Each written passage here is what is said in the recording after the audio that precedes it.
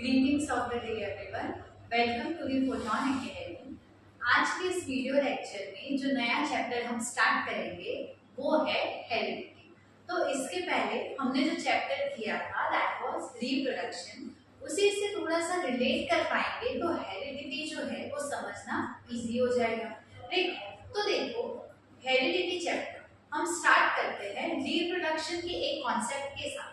तो देखो रिप्रोडक्शन में क्या होता था, बेसिकली दो पेरेंट्स होते हैं, है ना, एक मेल होता है एक फीमेल पेरेंट होती है। राइट, अब दोनों का क्या होता है, फर्टिलाइजेशन होता है। हमने पढ़ा था राइट, एसेक्सुअल रिप्रोडक्शन में तो नहीं होता क्योंकि उसमें सिर्फ एक ही सेक्स प्रेजेंट होता है, लेकिन जो सेक्सुअल रिप्रोडक्शन है उसमें क्या होता है कि मेल और फीमेल गैमेट एक साथ फ्यूज होते हैं और फ्यूज होके वो एक नई सेल बना देते हैं जिसे हमने क्या कह दिया था, जाइगोट। राइट, अब क्या होता है जेनेटिक इंफॉर्मेशन, क्या कहा था हमने, क्रोमोसोम्स। राइट, तो हमने जैसे देखा था कि यहाँ पे कितने क्रोमोसोम्स है, 23। एक मेल गैमेट में कितने क्रोमोसोम्स होंगे, 23। वैसे ही फीमेल गैमेट में भी कितने होते हैं, 23। और इन दोनों का एडिशन यानी कि 46 क्रोमोसोम के पेयर किसमें आएंगे, इस जाइगोट के अंदर। यानी कि यहाँ पे क्या हो रहा है, कॉम्बिनेशन है राइट, मेल और फीमेल दोनों का। यानी कि ये जो उनका जाइगोट बना, जो उनका बच्चा बना, उसमें पेरेंट्स के भी कुछ कैरेक्टर्स है, मतलब सॉरी मेल के भी कुछ कैरेक्टर्स है और फीमेल के भी कुछ कैरेक्टर्स है। राइट, वो अपने दोनों पेरेंट्स का क्या है, एक मिक्सचर है। तो इसका ये जो क्रोमैटिन होगा, इससे जो क्रोमोसोम होगा जिसके अंदर जेनेटिक इंफॉर्मेशन होगी वो कैसी होगी, दोनों का मिक्सचर होगी। अब दोनों के मिक्सचर होने की वजह से हमें नए ऑफस्प्रिंग में क्या देखने मिलेगी, हमें देखने मिलेगी वेरिएशन। यानी कि मेल फीमेल थे, दोनों का फ्यूजन हुआ तो उसके हिसाब से उनकी जो ऑफस्प्रिंग है उसमें थोड़ी वेरिएशंस आए। वो ना तो बिल्कुल ही अपने पापा जैसा दिखता है ना बिल्कुल ही अपनी मम्मी जैसा, वो दोनों के जैसे कैरेक्टर्स को लेके एक कॉम्बिनेशन बनके आता है। उसमें कुछ चीज अपने पापा से आई होंगी, कुछ चीज अपनी मम्मी से आई होंगी। राइट, तो देखो इन सब की वजह से क्या होता है, यहाँ पे वेरिएशंस होती है। तो हमें इसमें देखना है वेरिएशंस ड्यूरिंग द रिप्रोडक्शन। तो क्या होता है, देखो वेरिएशंस क्यों आती, क्या तुम अगर अपने पेरेंट्स जैसे ही दिखो तो ऐसा मतलब कैसे होगा, कैसे दुनिया चल पाएगी। राइट, मान लो कि तुम एग्जैक्टली अपने पापा की ही कॉपी और बड़े होके सेम टू सेम उन्हीं के जैसे दिखते हो, ऐसी तुम्हारी भी जो ऑफस्प्रिंग है वो भी तुम्हारी तरह दिखेगी। राइट, तो ये चेन तो ऐसे ही चलती रहेगी, ऐसा पॉसिबल ही नहीं है कि तुम बिल्कुल ही अपने पेरेंट्स जैसे दिखते हो, बस तुम्हें कुछ कुछ कैरेक्टर्स उनके जैसे आए। फॉर एग्जाम्पल तुम्हारी जो नाक का शेप है वो तुम्हारे पापा जैसा है, तुम्हारे जो बाल का कलर है वो तुम्हारी मम्मी जैसा है। राइट, तो इसी की वजह से जो जाइगोट होता है, जो नया बच्चा होता है, उसके अंदर हमेशा क्या होती है, वेरिएशंस। राइट, अब ये वेरिएशंस क्यों आती है, that was due to the accuracies in DNA copy. तो देखो क्या होता है, हमने जैसे देखा कि ये ना फादर का डीएनए है प्लस मदर का डीएनए है और यहाँ पे जाइगोट के अंदर जो डीएनए बना वो इन दोनों का तो मिक्सचर है। राइट, और हमने क्या देखा था, डीएनए हमेशा अपने आप को ना कॉपी करता है। राइट, तो ये जो डीएनए है जाइगोट का वो हमेशा क्या करता रहेगा, कॉपी करता रहेगा, अपनी एक डुप्लीकेट बनाता रहेगा। तो क्या होता है कि डीएनए बहुत ज्यादा लंबा होता है, डीएनए एक्चुअली 2 मीटर लंबा होता है। कैन यू इमेजिन, 2 मीटर का एक थ्रेड जैसा डीएनए है तुम्हारी सेल के अंदर। सेल ही कितनी छोटी है और उसी सेल के अंदर डीएनए कितना बड़ा है। राइट, तो क्या होता है बेसिकली कि वो जो तुम्हारा डीएनए है वो बहुत ज्यादा लंबा है, तो उसमें क्या होता है ना कि जो कैरेक्टर्स है, जो इंफॉर्मेशन है वो भी होती है और साथ साथ में बहुत सारे एक्स्ट्रा गैप भी होते हैं जो किसी काम के नहीं, और उन्हीं गैप की वजह से क्या आ जाती है, वेरिएशन। राइट, मान लो कुछ जीन्स थी तुम्हारे डीएनए में अपने पापा की इंफॉर्मेशन की और कुछ थी तुम्हारी मदर की, और बीच बीच में उसको लंबा करने के लिए क्या थी, एक्स्ट्रा पीसेस थी डीएनए, तो जिसकी वजह से क्या हुआ कि तुम एग्जैक्ट अपने पेरेंट्स जैसे नहीं दिखे, बीच में क्या आ गई, वेरिएशन। तो वेरिएशन किसकी वजह से आएगी, क्योंकि डीएनए के अंदर बहुत सारे क्या होता है, elongated पार्ट होता है, इनएक्यूरेट होता है, मतलब गलती कर देता है डीएनए। तो तुम अपने लेवल पे क्या याद रखोगे, डीएनए बहुत लंबा है, उसने अपने स्ट्रक्चर में थोड़ी बहुत गलती कर दी जेनेटिक मटेरियल रखने के लिए, जिसकी वजह से तुम्हारे अंदर क्या आ गई, वेरिएशन। डन, तो देखो वेरिएशंस एक टाइम के लिए जरूरी भी है, राइट? जैसे कि एसेक्सुअल रिप्रोडक्शन। अब एसेक्सुअल रिप्रोडक्शन किस में होता है? बैक्टीरिया, प्लांट्स, इन सब में कैसा होता है? एसेक्सुअल रिप्रोडक्शन होता है, राइट? अब ऐसा मान लेते हैं कि एक बैक्टीरिया है, ठीक है? अब बैक्टीरिया जब रिप्रोड्यूस करेगी तो पहले उसके अंदर एक जीन था, ये देखो, तो पहले उसके अंदर ना एक जीन था जो किसके लिए कैपेबल था? To withstand temperature.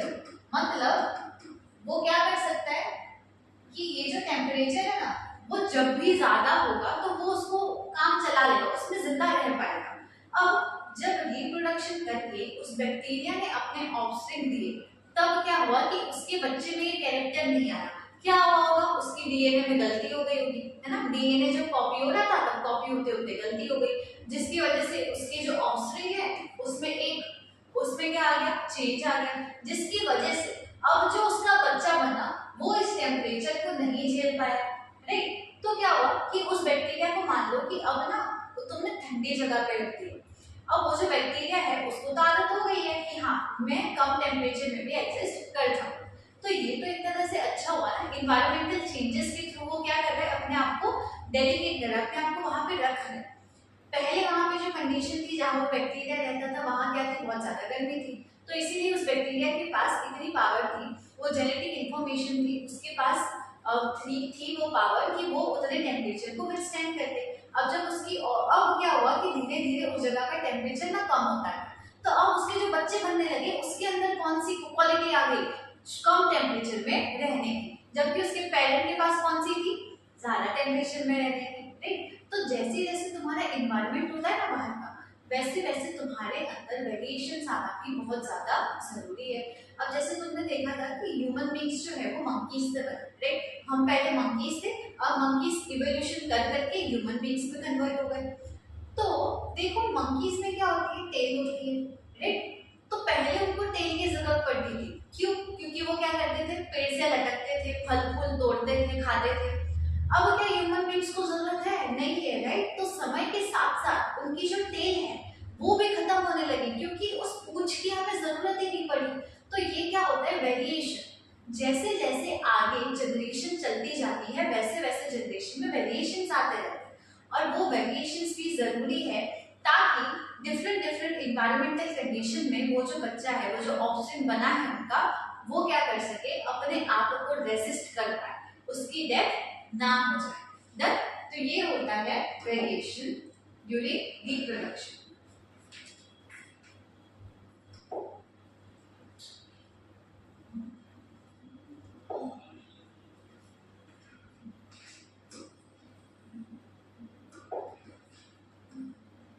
अब देखो ये जो एनसीईआरटी में तुम्हारा डायग्राम गिवन है ना, वो किसका? एक बैक्टीरिया है। तो बैक्टीरिया कैसे रिप्रोड्यूस हो रही है? एसेक्सुअली रिप्रोडक्शन कर रही है। अब जब एसेक्सुअल रिप्रोडक्शन हो रहा है इसका मतलब ये है कि सिर्फ एक ही पेरेंट प्रेजेंट है, तो ये एक पेरेंट है, इसकी दो ऑफस्प्रिंग है, राइट? तो ये देखो, ये जो रेड कलर से मार्क किया है वो क्या दिखा है कि इसके अंदर ना चेंजेस है, इसके अंदर वेरिएशन आया है। किसकी वजह से आता है variation? Due to the inaccuracy of DNA. DNA ने कुछ गलती कर दी अपनी कॉपिंग में, राइट? तो इसकी वजह से ये वेरिएशन आ गया। दूसरी ऑफस्प्रिंग में देखो ये वाला वेरिएशन आया है। वैसे ही तुम देखोगे यहाँ पे जो वेरिएशन है, यहाँ पे जो वेरिएशंस है, ये डिफरेंट डिफरेंट बैक्टीरिया में क्या है? डिफरेंट डिफरेंट वेरिएशंस आए हैं टाइम के साथ, राइट? तो हमें ये दिखाना चाह रहे हैं कि वेरिएशन आना बहुत ज्यादा इम्पोर्टेंट है, और ये क्या है? एक ना नेचुरल फेनोमेना है वेरिएशन आना, क्योंकि वेरिएशन अगर नहीं आएगा तो धीरे धीरे क्या होगा कि कंडीशन, एनवायरमेंटल कंडीशन तो हमेशा तुम्हारी अलग होती ही रहती है। तो अगर वेरिएशन नहीं आएगा तो उसकी वजह से क्या होगा कि वो जो स्पीशीज है ना, वो जब आगे बढ़ेगी तो वो एनवायरमेंट के साथ कोप अप नहीं कर पाएगी, उस जगह पे रह नहीं पाएगी। तो इसीलिए हमेशा इस दुनिया में जिंदा कौन रह पाता है? जो कंपटीशन में आगे हो, मतलब जो ये जो भी चल रहा है, जैसे कि आजकल कितनी गर्मी बढ़ रही है, राइट? तो अब जो इंसान उस गर्मी को झेल पा रहा है वही तो जिंदा है, राइट? क्यों? क्योंकि वेरिएशंस आती जा रही है, हमारे अंदर पावर्स आती जा रही है, अलग अलग चेंजेस आते जा रहे हैं। तो एनवायरनमेंट में हमेशा चेंजेस होते रहते हैं, और इसी वजह से वेरिएशन आना बहुत ज्यादा जरूरी है। अब देखो क्या होता है, ये जो इंफॉर्मेशन थी, ये जो डीएनए की इंफॉर्मेशन थी, जो तुम्हारे पेरेंट्स से तुम में आ रही है उसको क्या कहा जाता है, हेरिडिटी। यानी कि कैरेक्टर्स क्या हो रहे हैं, ट्रांसफॉर्म हो रहे हैं, कैरेक्टर जो है वो पास ऑन हो रहे हैं from the parents to its offspring. ठीक है, तो देखो एक जनरल फंडा होता है, क्या होता है यहाँ पे,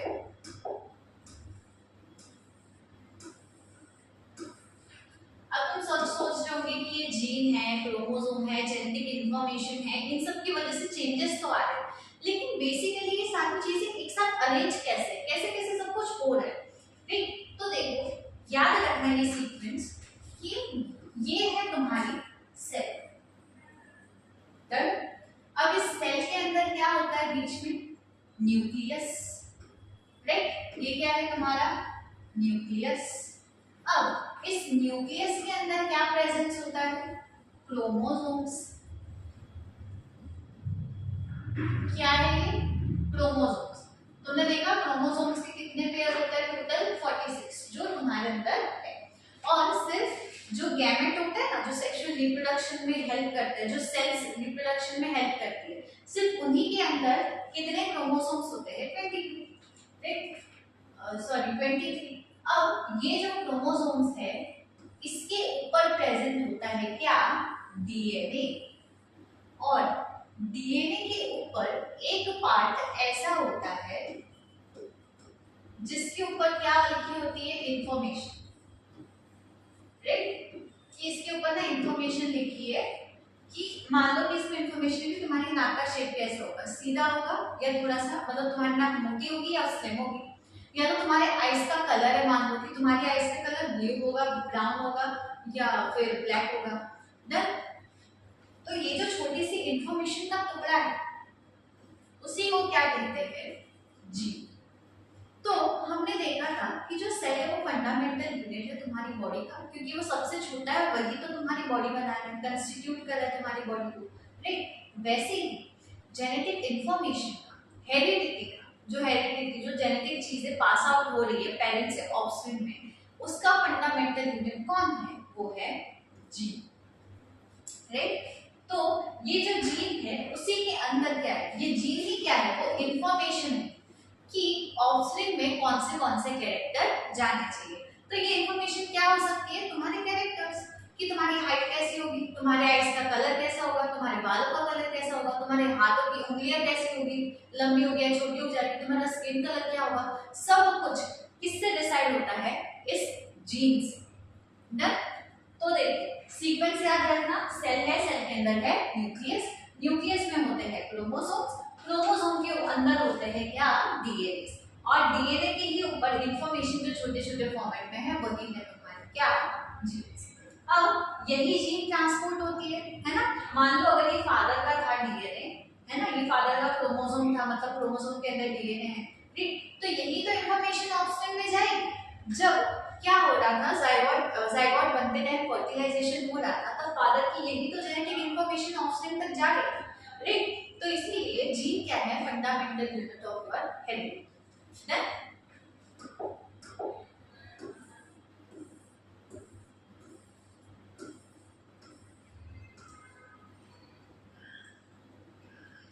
तो ये होता है हेरिडिटी, सिंपली कैरेक्टर्स पेरेंट्स से ऑफस्प्रिंग में जा रहे हैं, उसको तुमने क्या कह दिया, हेरिडिटी। अब देखो इसी के जैसा एक टर्म होता है क्या, इनहेरिटेंस। अब हेरिडिटी क्या था कि पेरेंट्स है दोनों, और उनसे जो कैरेक्टर्स है उसका ऑफस्प्रिंग में आना, राइट। तो वो जो प्रोसेस हुई ना उसको तुमने क्या कह दिया, इनहेरिटेंस। डन।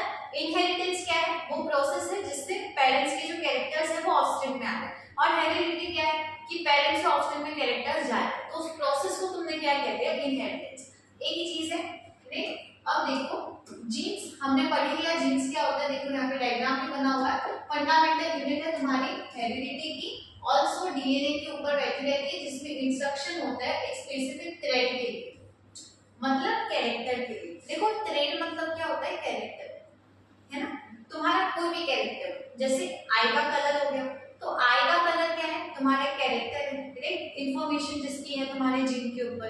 अब वो जो कैरेक्टर है उसी को तुमने क्या कहते हैं, ट्रेट। अब ये जो पेरेंट्स से ऑफस्प्रिंग में जाता है वो किसकी वजह से जा पाते हैं, जीन्स की वजह से, क्योंकि जीन के अंदर ही क्या है, इंफॉर्मेशन है कि कैसा कैरेक्टर मिलने वाला है उस बच्चे को, उस ऑफस्प्रिंग को।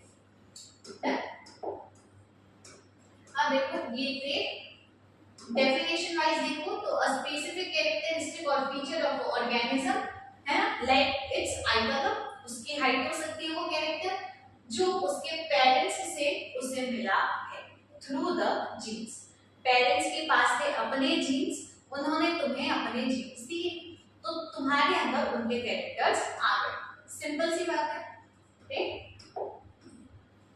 अब देखो दो टाइप के ट्रेड्स होते हैं, एक होता है इनहेरिटेड ट्रेड और एक होता है एक्वायर्ड ट्रेड। तो इनहेरिटेड देखो नाम से ही पता है कि ये जो है ना तुम्हें इनहेरिटेड हुआ, इनहेरिटेंस हुआ, पेरेंट्स से तुम तक आया।